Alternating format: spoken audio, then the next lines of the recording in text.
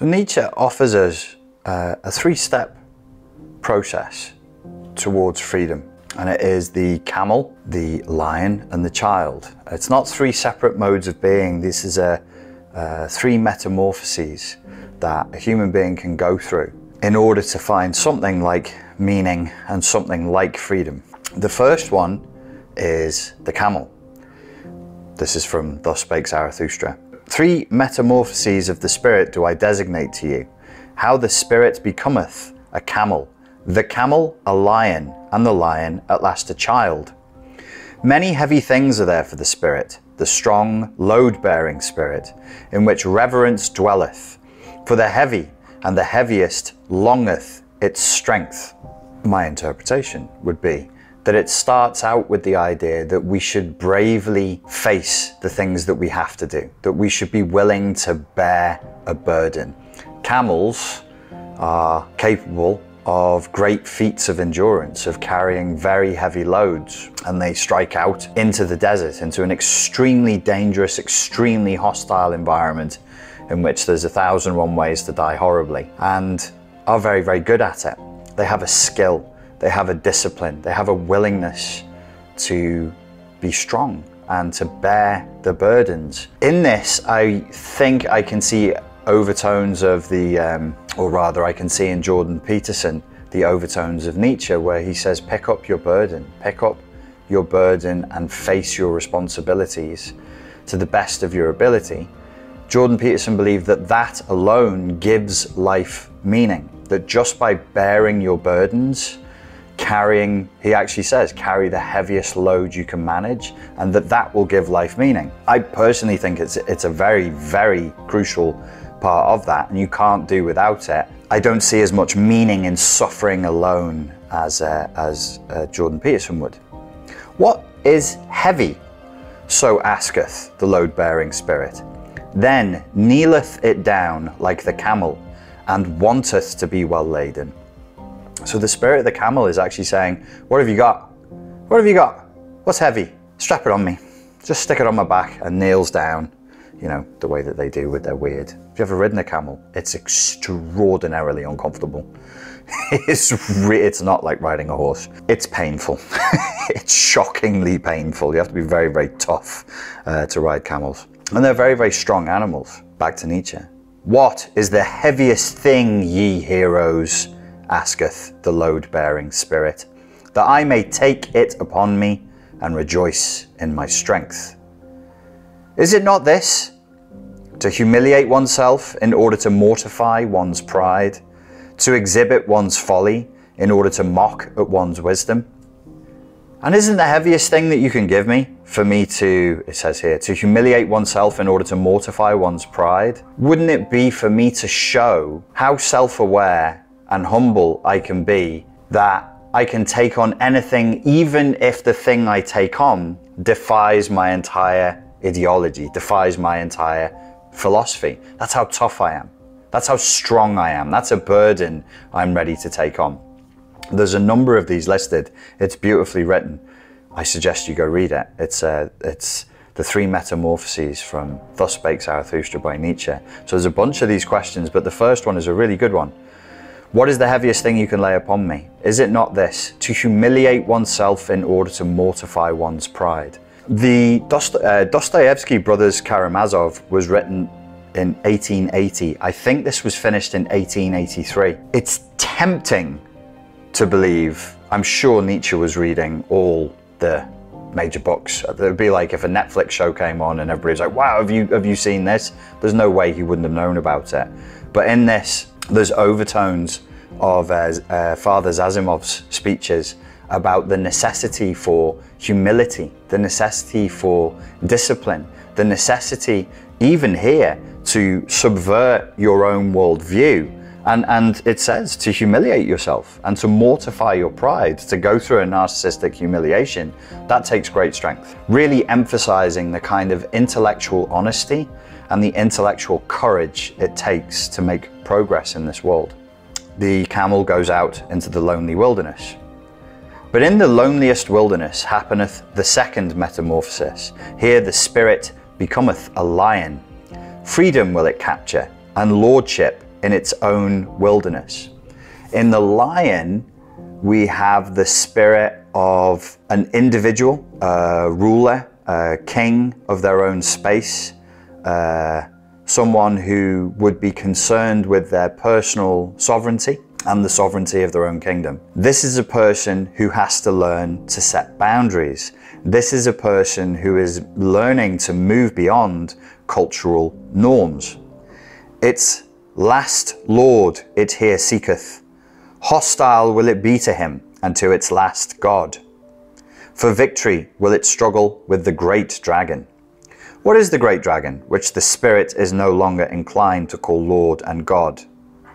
Thou shalt is the great dragon called, but the spirit of the lion saith, I will. Sounds cooler in German. Ich will. The lion here is also overthrowing a previous god, a previous hegemonic entity, a previous hierarchy, and saying, no, I'm not doing that anymore. That was the last god. So what is the great dragon which the spirit is no longer inclined to call Lord and God? The spirit here is the spirit of the lion. And it has this great dragon. What is the great enemy which the spirit of the lion used to call God? This great dragon was the God, Lord and God. Its name, the dragon's name, the great enemy that the spirit of the lion used to previously call Lord and God, thou shalt. So this is a person who used to be obedient. This is a person who used to just accept cultural norms and accept the cultural baggage and do as he was told. And now he's saying, no, I will not do that. The dragon says, thou shalt. And the dragon in the story is covered in scales. And all of these scales are different values and different thou shalt. Direct reference, obviously, to the 10 Commandments. Thou shalt this, thou shalt not that. It's telling you must do this, you must do that. It's being imposed upon you. It's not coming spontaneously from within. It's generating codependency.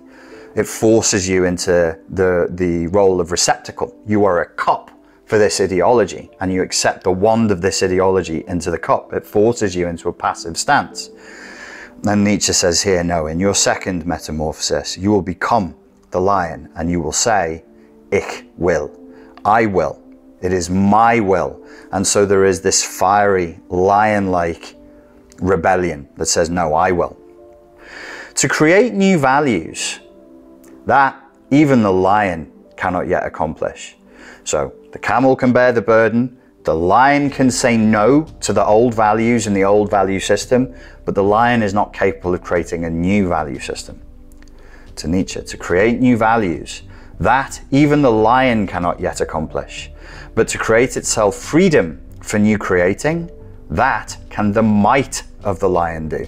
So the lion's strength, it gives it space. By saying no, by pushing back on the hegemonic force, on the ideological force, it goes, no, no, no, no, no, I'm not doing that. It needs strength. It needs a lion strength. The roar of the lion in this story is no. It's written in arcane English. It's nay, which means no in Old English. The lion roars nay. I will not do this. I will not accept. I will not go through the thou shalt. It is what ich will, my want. That is what I will put in this place. So it creates the freedom, the space in which values can be, a new value system can be configured. To create itself freedom and give a holy nay, even unto duty.